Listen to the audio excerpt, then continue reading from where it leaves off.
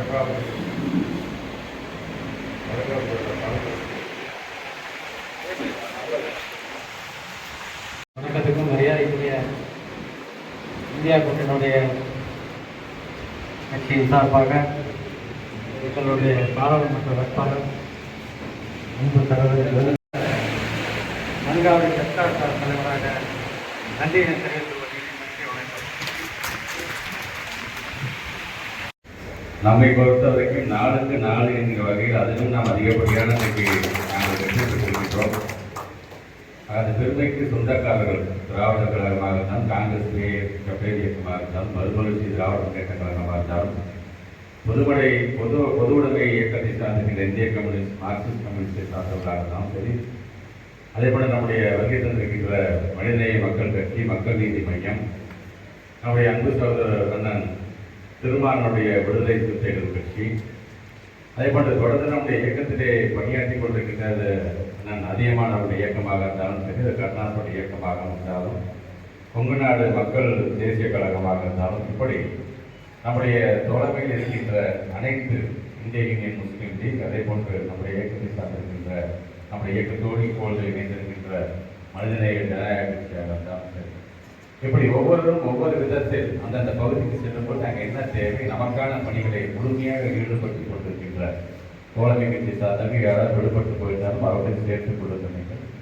அது இயக்கம் மட்டுமல்ல, பல்வேறு சங்கங்களாக, அமைப்புகளாக நமக்கு பல்வேறு விதத்தில் நமக்கு துணை நின்றிருக்கின்ற சிறிய அமைப்பு, பெரிய அமைப்பும் இல்லாமல் அனைத்து தோழர்களுக்கும் என்னுடைய நன்றிகள். குறிப்பாக மாவட்ட கழகத்தினுடைய செயலாளர் என்ற முறையில் என்னுடைய ஆற்றல் மிகு ஒன்றிய கழகத்தினுடைய செயலாளர் வருகை தந்திருக்கின்ற அண்ணன் செல்வராஜனாக இருந்தாலும், ராஜேந்திரன், நம்முடைய அண்ணன் ராமசாமி, நம்முடைய அண்ணன் சின்ன அடைக்கன், வருகை தந்திருக்கின்ற அண்ணன் ஸ்ரீரங்கன், நம்முடைய பழமையாண்டி, நகர கழகத்தினுடைய ஆற்றல் மிகு செயலாளர் அண்ணன் செல்வம், ஒன்றிய பெருந்தலைவராக வருகை தந்திருக்கின்றவர்கள், பேரூர் கழகத்தினுடைய தலைவர்களாக நீங்கள் ஒவ்வொருவருமே சுற்றி ஏன்னா நீங்கள் இந்த இடம் இப்போ நான் பேசிட்டு இந்த இடம் நம்முடைய முன்னாள் சபாநாயகர் ஆவுடைய பின்னவர்களை வைத்து நாங்கள் நாடாளுமன்ற தேர்தலுக்கான ஒன்றிய செயலாளர் கூட்டத்தை போன வருஷமே நாங்கள் நடத்தின இடம் இந்த இடம்.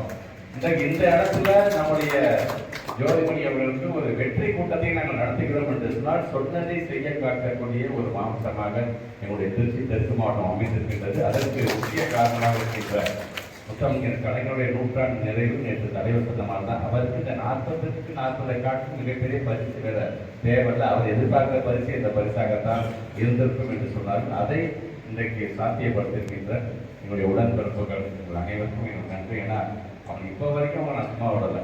ஏன்னா தொடர்ந்து ஏதாச்சும் நிகழ்ச்சி, ஏதாச்சும் ஒரு கூட்டம், ஏதோ ஒரு சின்ன விஷயம் பண்ணிக்கிட்டே இருப்பாங்க. இன்னைக்கு ஏன் இந்த கூட்டம் முடிஞ்சதுன்னு பார்த்தீங்கன்னா நம்முடைய பேருக்ககத்துடைய செயலாளர் நாகராஜ் அவருடைய ஏற்பாட்டில் இங்கே ஒரு தோரக்குறிச்சி ஒரு கூட்டம் கொடுத்த வரைக்கும் இங்கே வருகை தந்த நீங்களும் அந்த கூட்டத்தில் கலந்து கொள்ள வேண்டும் என்கின்ற என்னுடைய விருப்பத்தை நான் தெரிவிக்க கடமைப்பட்டிருக்கிறேன்.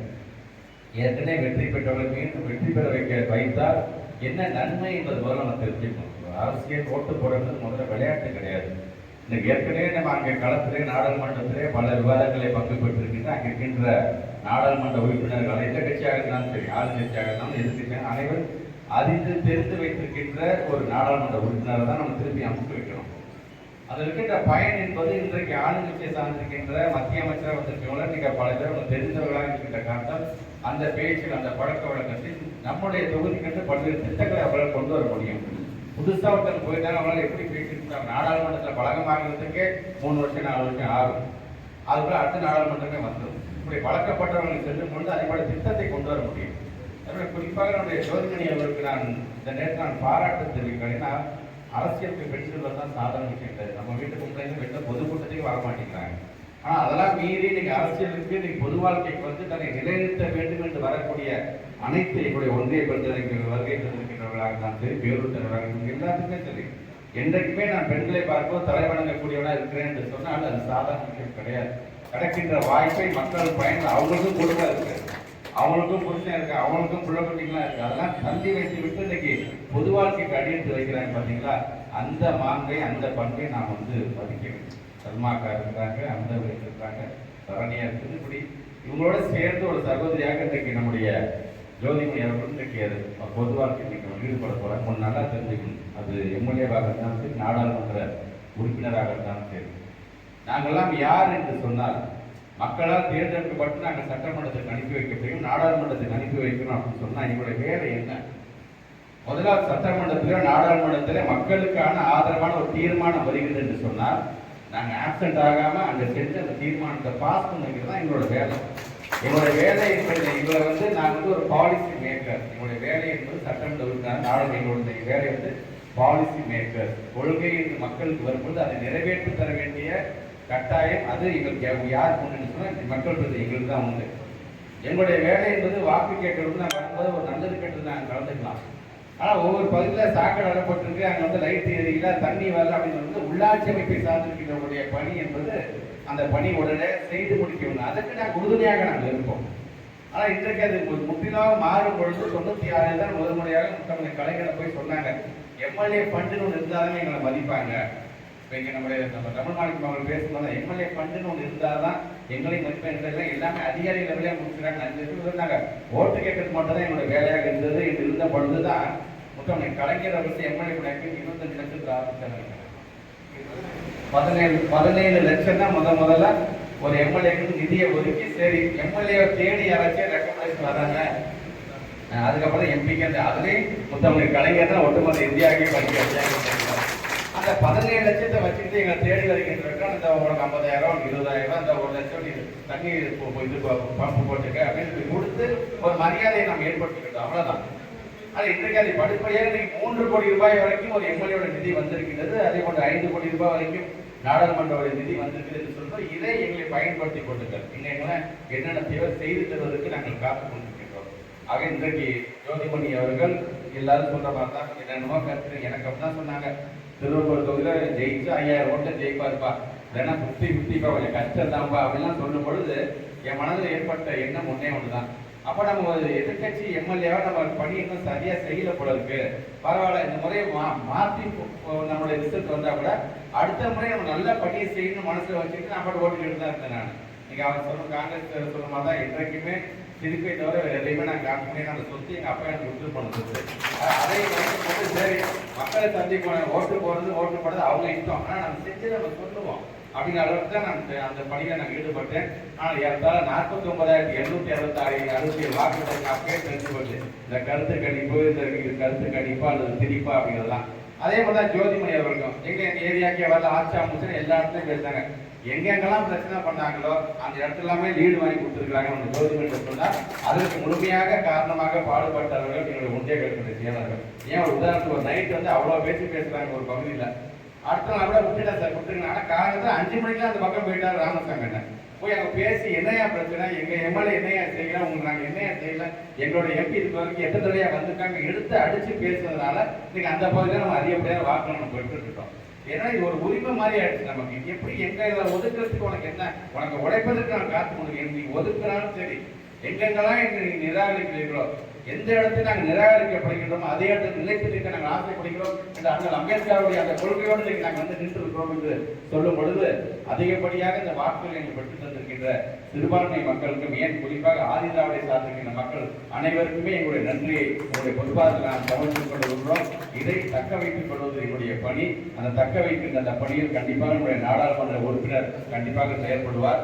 அந்தந்த பகுதியை சார்ந்திருக்கின்ற நம்முடைய மக்கள் பிரதிகள், அது ஒன்றிய கவுன்சிலராக இருந்தாலும், மாவட்ட கவுன்சிலராக இருந்தாலும், ஊராட்சி மன்ற தலைவராக இருந்தாலும், ஒன்றிய பெருந்தலைவராக இருந்தாலும் நாங்களும் உங்களுக்காக பணியாற்றுவதற்கு நாங்கள் காத்துக் கொண்டிருக்கின்றோம். வெறும் நன்றி அறிவிப்பு மட்டுமல்ல, உங்களோடு நாங்கள் இன்றைக்குமே கூட இருப்போம் என்கின்ற உறுதிப்படுத்தக்கூடிய ஒரு கூட்டமாகவும் இந்த கூட்டத்தை நான் பார்க்கின்றேன். வருகை தந்திருக்கின்ற உங்கள் அனைவருக்குமே எங்களுக்காக உழைப்பை நல்கியிருக்கின்ற அனைத்து தலைவர்களுக்கும், தோழர்களுக்கும், தொண்டர்களுக்கும், எங்களுடைய திருச்சி தெற்கு மாவட்ட திராவிட முன்னேற்ற கழகத்தின் சார்பாக, ஏன் நம்முடைய தலைவருடைய சார்பாக மீண்டும் ஒரு முறை எங்களுடைய நன்றிகளை உங்களுடைய பொறுப்பாளர்கள் சமர்ப்பித்து தொடர்ந்து இந்த பணியில் ஈடுபட்ட நமது முன்னாள் சட்டமன்ற உறுப்பினர் அண்ணன் KN சேகரன் அவர்கள் இப்பொழுது நன்றி உரையாற்றுவார்.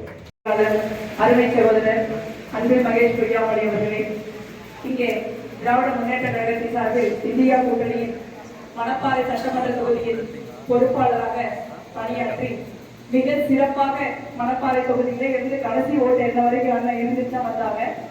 சிறப்பாக பணியாற்றிய அண்ணன் KN சேகர் அவர்களே,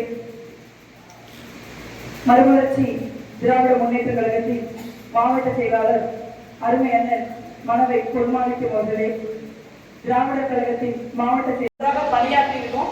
அதனாலதான் இந்த தேர்தலை மனதை பகல்மாணிக்கன்னு சொன்னாங்க. இந்த மாதிரி சீட்டு கிடைக்குமா கிடைக்காதா அதனாலதான் ஊடகங்கள் தான் அப்படி எழுதிட்டு இருந்தாங்க. அப்படி ஒரு சூழலை கரூர் நாடாளுமன்ற தொகுதியை பொறுத்த வரைக்கும் எழவில்லை. ஆனா ஒரு வாய்ப்பு இருந்தது, நம்ம விரும்பி இருந்தா தொகுதி மாறக்கூடிய ஒரு வாய்ப்பு இருந்தது. ஆனா கரூர் நாடாளுமன்ற தொகுதியில தான் போட்டியிடணும் அப்படிங்கிறது எனக்கு மட்டும் இல்ல, உங்க யாருக்குமே எந்த குழப்பமும் இல்லைன்னு நீங்க இந்த தொலைபேசியில பேசுறப்ப நான் தெரிஞ்சுக்கிட்டேன். ஏன்னா இங்க நம்ம கடுமையா உழைச்சிருக்கோம். இங்க அமைச்சர் மாவட்ட செயலாளர் இங்க இருக்காங்க, ஒரு அமைச்சர் பக்கத்துல இருக்கிற தஞ்சாவூர் தொகுதிக்கு பொறுப்பாளர், இங்க கழகத்துடைய மாவட்ட செயலாளர், இத்தனை பணிகள் இருந்தாலும் தொடர்ச்சியாக இருக்கிற விசேஷங்களை ஒரு அவங்க சிறுவரம்பூர்ல எவ்வளவு அட்டன் பண்றாங்களா இல்லையா நமக்கு தெரியல. ஆனா இங்க அதிகமான ஒரு நிகழ்வுகள் அவங்க தொடர்ந்து பங்கெடுத்துக்கிட்டு எல்லாரையும் உற்சாகப்படுத்தி தொடர்ந்து தொகுதியை சிறப்பான முறையில் வச்சிருக்காங்க. தமிழ்நாட்டிலேயே நாடாளுமன்ற தேர்தலுக்கு முதல்ல ஊழியர் ஓட்டம் போட்டது இங்க திருச்சி தெற்கு மாவட்டத்தில் தான். அதற்காக சகோதரர் அன்பில் மகேஷ் அவர்களுக்கு மனமார்ந்த நன்றியை தெரிவித்துக் கொள்கிறேன். அதே போல தமிழ்நாட்டிலேயே இந்தியா கூட்டணி நிர்வாகிகளுக்கு முதல் முறையாக நன்றி அறிவிப்பு கூட்டத்தையும் அவங்க தான் போட்டிருக்காங்க. அதற்காக எனது மனமார்ந்த நன்றியை தெரிவித்துக் கொள்கிறேன். தேர்தல் காலத்திலையும் நீங்க கிட்டத்தட்ட 7 நாள் எனக்கு தேர்தல் பணி ஆற்றிருக்காங்க. அவ்வளவு சுமைகள் இருக்குது. மற்ற மாவட்டங்கள், மற்ற தொகுதிகள், தஞ்சாவூர், மயிலாடுதுறை, இந்த மாதிரி பல திருச்சி, இந்த மாதிரி பல தொகுதிகள் இருந்தா கூட மணப்பாறையில மட்டுமல்லாமல் விராலிமலையில, கரூரில் பல பகுதிகள் எனக்கு தொடர்ச்சியாக பிரச்சாரம் செஞ்சிருக்காங்க. நல்ல வேகாத ஜீப்ல ஏறி நின்றுதான் ஓட்டு கேட்பாங்க. எனக்கு ஒரு நாள் உடம்பு முடியல, அன்னைக்கு மட்டும் நம்ம போய் உட்காந்துக்காங்க, நிக்க முடியல அப்படின்னு சொன்ன அதுக்கப்புறம் தான் வந்தாங்க. எனது மயிலாடுதுறை தொகுதியில போட்டிட்டு எனது சகோதரி சுதா சொல்லுவாங்க, ஏதாவது கேட்டா இல்ல நான் ஜோதிமணி நாளைக்கு பிரச்சாரத்துக்கு போகணும்னு சொல்லி முடிச்சிருவாங்க அப்படின்னு சொல்லி அந்த அளவுக்கு ரொம்ப கடுமையா அவங்க உழைச்சிருக்காங்க. நீங்க எல்லாரும் உழைச்சிருக்கீங்க. அதற்காக நம்ம நன்றி தெரிவிச்சுட்டு தான் மக்களுக்கு நன்றி தெரிவிக்கிற ஒரு இதை தொடங்கணும் அப்படின்னு சொல்லி இந்த நிகழ்ச்சி அவங்க ஏற்பாடு பண்ணியிருக்காங்க. அதுவும் ரொம்ப கிட்டத்தட்ட 14ஆம் தேதி 23ஆம் தேதி வரைக்கும் ஒரு பெரிய பட்டியலை வாசிச்சாங்க.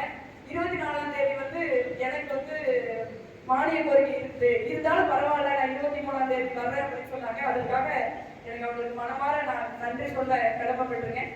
அதே போல இங்க எல்லாருமே உள்ளாட்சி அமைப்பு பிரதிநிதிகள், ஒன்றிய செயலாளர்கள், நகர செயலாளர்கள், வட்டார காங்கிரஸ் கமிட்டி தலைவர்கள், இந்தியா கூட்டணியுடைய ஒன்றிய துறை செயலாளர்கள் எல்லாருமே இப்ப மட்டும் இல்ல, நம்ம 5 வருஷம் பணியாற்றிருக்கோம். நம்ம கரூர்ல தான் நிக்கணும்னு நான் உறுதியா இருந்ததுக்காக நம்ம எந்த தப்பும் பண்ணல. ஒரு நாடாளுமன்ற உறுப்பினர் எவ்வளவு நாள் போக முடியுமோ அதை விட அதிக நாள் நான் ஃபீல்டுக்கு போயிருக்கேன். ஏன்னா நம்ம தேர்தல் பிரச்சாரங்கள்ல சொன்ன மாதிரி நமக்கு குடும்ப பொறுப்புன்னு ஒண்ணு கிடையாது. குடும்பத்துக்கு நேரம் செலவழிக்க வேண்டிய தேவைன்னு இல்லை. ஏன்னா யாருக்கும் இல்லாம குடும்பத்துல யாருக்கும் இல்லைங்கிற சூழலை அதை ஒரு மக்கள் பணியாக நம்ம பயன்படுத்திடுவோம். அவ்வளவுதான். ஒரு நாடாளுமன்ற உறுப்பினர் வர முடியுங்கிறதெல்லாம் தாண்டி சிறப்பாக நம்ம பணி புரிஞ்சுக்கோம். அந்த நம்பிக்கை எனக்கு இருந்தது. மணப்பாறை தொகுதியில் திரு குமார் அவர்கள் ஒரு நூதனமான பிரச்சாரத்தை பண்ணினாருன்னு சொல்லி நண்பர்கள், பத்திரிகை நண்பர்கள் எனக்கு சொன்னாங்க. டிவிஎஸ் 50ல ஒரு 2 பெண்களை உட்கார வச்சு ஒரு 3 டிவிஎஸ் 50 கூட்டிட்டு வர்றது. ஒரு பாயிண்ட்ல அவர் பேசி முடிச்சுமே அவர் எப்படி வந்தாங்களா அப்படின்னு கேட்பாங்க. அந்த ஊருக்காரர்கள் அந்த டிவிஎஸ் 50ல கூட்டிட்டு வர்றவங்க 2 பேரு அவங்க வரலைன்னு சொல்லிட்டு ஒரு பாயிண்ட் விட்டு அடுத்த பாயிண்ட்டுக்கு போயிடுறது. இது 2 இடத்துல பெண்கள் கடுமையா அவங்களை கவுண்டர் பண்ணியிருக்காங்க. அவங்க வரலையும் உங்களுக்கு தெரியுமா, நீங்க இத்தனால நீங்க வந்திருக்கீங்களா, அவங்க முன்னாள் காட்டி வருவாங்க, நீங்க வந்தா ஓட்டை கேட்டு போயிடணும் அப்படின்னு. அந்த அளவுக்கான பொய் பிரச்சாரங்களை எல்லா இடங்கள்லயும் அவங்க முன்னெடுத்தாங்க. அண்ணன் சொல்ற மாதிரி ஏறக்குறைய 1 வருஷமாவே நீங்க கடுமையான பொய் பிரச்சாரங்களுக்கு மத்தியில தான் நம்ம பணிகளை செஞ்சுட்டு இருந்தோம்.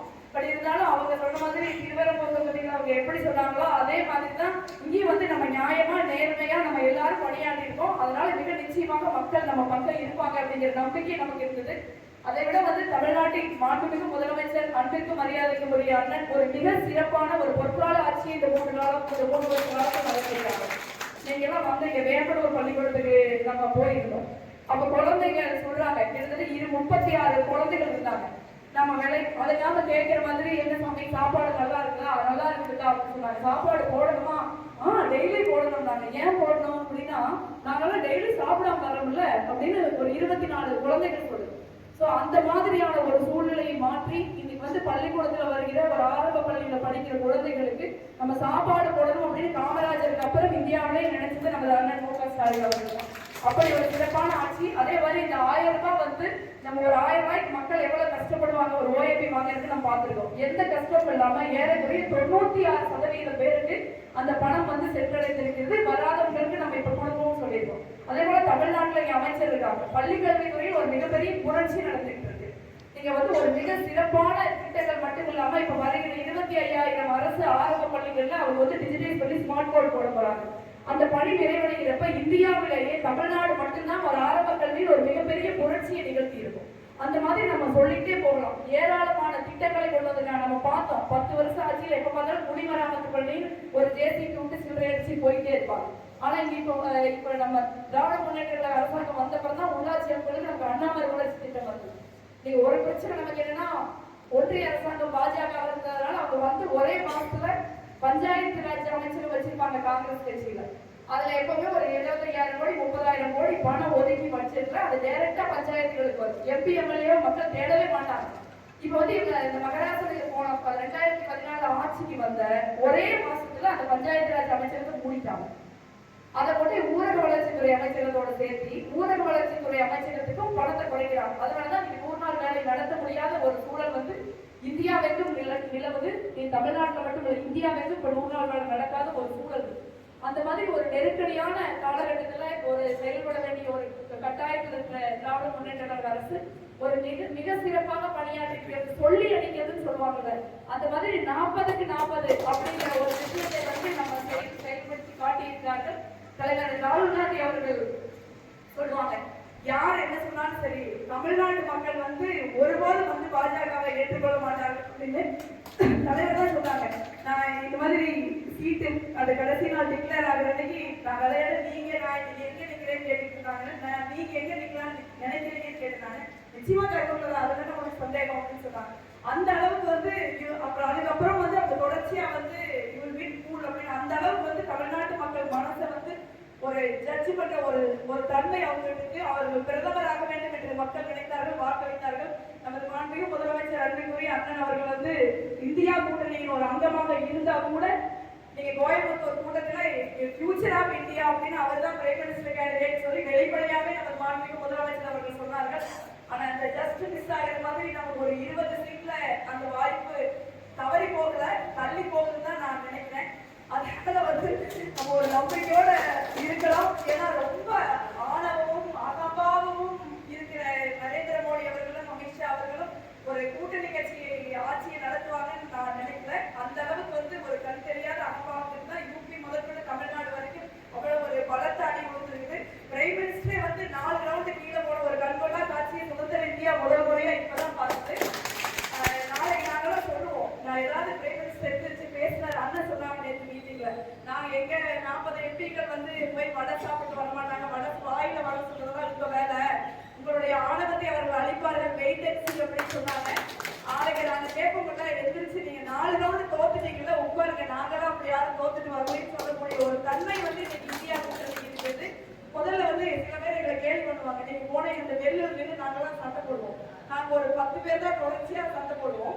அந்த வெள்ளுல நிக்கிற அளவுக்கு தான் உங்களுக்கு எம்பிக்கள் இருப்பாங்க அப்படின்னு சொல்லி கேள்வி பண்ணுவாங்க. இன்னைக்கு வந்து நாடாளுமன்றத்தில் எதிர்கட்சிகள் எந்திரிச்சுன்னா இன்னைக்கு ஆளுங்கட்சிக்கு எதிர்கட்சிக்கு எந்த வித்தியாசம் இல்லாத ஒரு சூழலில் எண்ணிக்கை இந்தியா கூட்டணி நாடாளுமன்ற உறுப்பினர்கள் இன்னைக்கு இருக்கிறோம். 40 பேர் போய் என்ன செய்தீர்கள் கேட்கிறாங்க. 10 வருஷமா நாங்க என்ன செஞ்சோம்னு நீங்க பாத்துருக்கீங்க. இவ்வளவு பெரிய எத்தனையோ பெரிய திட்டங்கள் நீங்க விவசாயிகளுக்கு எதிரான விவசாய மசோதாக்கள் உட்பட அனைத்தையும் வந்து இதே எதிர்கட்சி தான், குறைவான எண்ணிக்கையில் இருந்த எதிர்கட்சி தான் இன்னைக்கு வாபஸ் வாங்க வச்சிருக்கு. இன்னைக்கு வந்து அதிக எண்ணிக்கையில் இருக்கிற எதிர்கட்சி மிக நிச்சயமாக நரேந்திர மோடி அரசின் தவறுகளுக்கு அவர்கள் சட்டை காலரை பிடித்து கேள்வி கேட்கிற ஒரு பணியை நம்ம செய்வோம்.